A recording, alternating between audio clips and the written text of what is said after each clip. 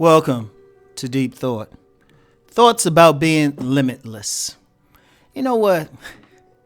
Now, this movie, I think that movie came out in like 2011, and I'm finally just checking it out. Now, I knew the general premise of the movie, which was about a man who took this pill, and all of a sudden his intelligence increased to a great degree. And, you know, that has some correlation in real life. People still looking for that magic pill. And in fact, they say it was based on a real life pill that supposedly increases your intelligence and everything. And I know the deep state, as it will, with agencies like DARPA and stuff, they always looking to increase human potential. And as I've said probably before, my main thing is human potential. Right. So I had some time about a week or so ago. It was on like the Sci-Fi Channel. I said, hey, you know what? Let me sit through this. Right. And it's interesting because one thing about me, it's hard for me just to sit through something and suspend my disbelief. I really can't. I'm always looking for, okay, how does this correlate to real life? And I thought about it.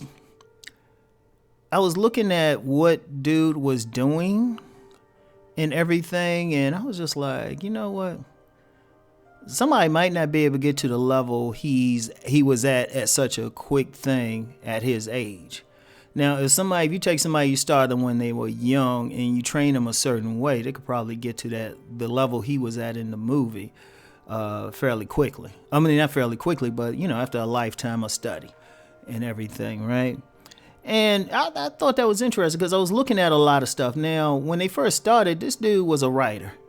Hadn't really started a book or anything. And somehow took this pill that his former brother-in-law gave him, right? And he took that pill and then he was able to knock out some stuff and even have like total recall for his memory, right? Now, I was looking at that. I was like, he didn't need a pill for all of that.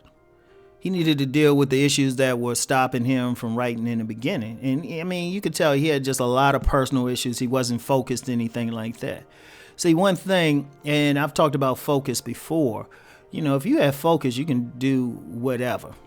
But usually, and I was looking at the writing part in it, right? I was like, and I thought about when you have that thing about writer's blocks. And then I thought about periods when information just flow.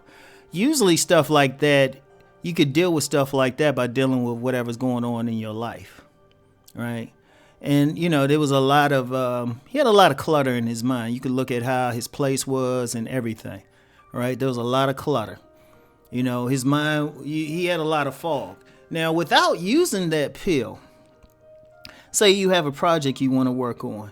One of the things, and you can't seem to get it started, one of the things is deal with whatever you're thinking about. Usually people have a lot on their mind. They worried about their relationships, whatever the job they're doing, and all of that, right?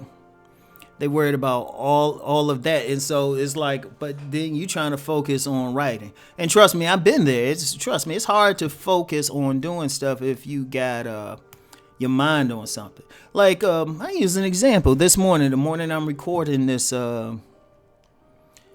podcast, right?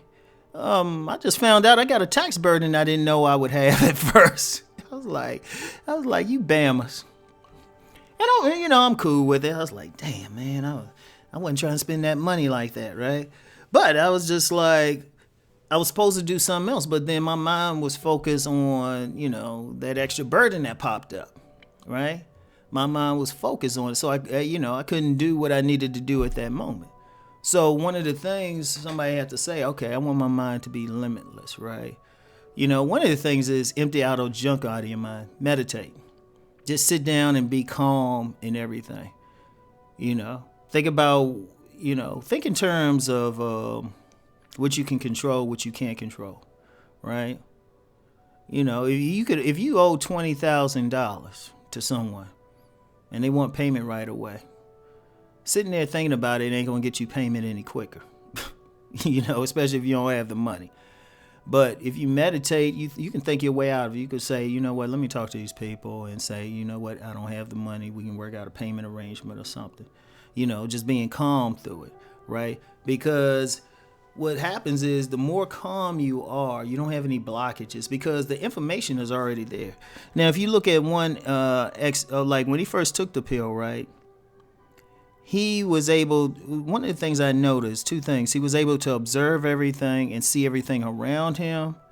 And I'm going to tell y'all a trick about doing that, which I've talked about before. And then he was able to have total recall for something.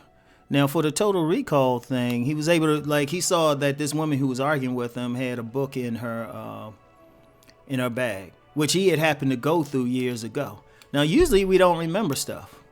Because our subconscious does that to to protect us, because our subconscious takes in every single bit, every sound, every smell, every bit of information that we see. And that's a lot to bring up. Now, that's the tougher part. I can't tell you how to do that as easily, right? That's not as easy, but there's a way to kind of bring up the information, right? But what he did in the movie was he remembered stuff about that, was able to talk to her about it and kind of help her with something she was working on. And, he was able to seduce her, right? He was able to seduce her, which, the way he did it, that's another video. That might have to be a paid video. Anyway, right? Watch some dudes hit me up, say, hey, Rom, you need to talk about that. Anyway, right? You think about it, you can recall anything if you kind of let it come to the fore. Like, I'll share something weird about me. Time almost means nothing to me, because I remember the other day I'm just sitting, and then I just had just a vivid memory of something I did when I was 8 years old, and it was vivid enough to feel like I just did it the other day. But that's how your subconscious is. You got all the information within you. It's just a matter of letting it come up. Usually a trick with that is to just put the thought out there, say, look, I need to solve this, and then sit back and just let whatever come to you. And your subconscious will be like, hold up, you went through this about 5 other times before, so this is what you do. And in fact, that's usually that's a trick on how I read people, because every single time I encounter some type of personality, I record everything about them subconsciously, or I'm conscious about it. I was like, okay, they're this height, they're this race, they say they practice this religion, they're wearing clothes like this, they smell this way. And it's like, okay, categorizing it. Then when I come across it again, I was like, oh, okay. Because one thing about people, well, yeah, that's some deep knowledge. I ain't gonna get into that. I'll tease y'all with that one. But you can bring up anything. You can bring up anything, but you just gotta let it come, right? Now, another thing I talked about was just the observation thing. Usually, and I've talked about this before in a podcast, most people are walking through life asleep. Most people are walking, they don't pay attention. Most people don't pay attention. Like, it's very possible for a person to drive from point A to point B, be 20 miles, and they don't see anything around them. Because of course, they should be focused on the road, but they're not paying attention. And half the time, it's automatic. Because, like, if you're driving and you automatically, if the car in front of you puts on some brakes lights or something, you automatically hit your brakes. Or you see that red light, you automatically slow down or stop, hopefully, or something like that. So we can get from point A to point B without thinking about it. We can walk from point A to point B without thinking about it. We do a lot of stuff without thinking about it, right? The way to observe stuff and really see everything is to be in the moment. Just be in the moment. Don't think about what has happened in the past. Don't think about what's going on in the future. You literally awake at that moment. And you'd be surprised what you'll see. Because times I've consciously said I was going to do that. You see homes and you see sites, and you're like, wait, how long has that been there? You might be driving along the same path you've driven along for 5 years and never knows that there was a house there with yellow shutters or something. But it's always been there, right? And that's something I like to do anyway. I like to just look around and see stuff. right? And pay attention to it. You never know when you're going to need it. Like a dear friend of mine would say, she said, I was driving her someplace and she said, yeah, she was just looking at different things, just marking them. So, I'm going to tell you what, with practice, no, you're not going to do what they did in that film. At least not right away. But with practice, you could be more limitless than what you are now. You can exercise more of your brain. You can use it. You can see stuff around you. So anyway, right? That's all we got for today. And I'll talk to you later. Peace and blessings.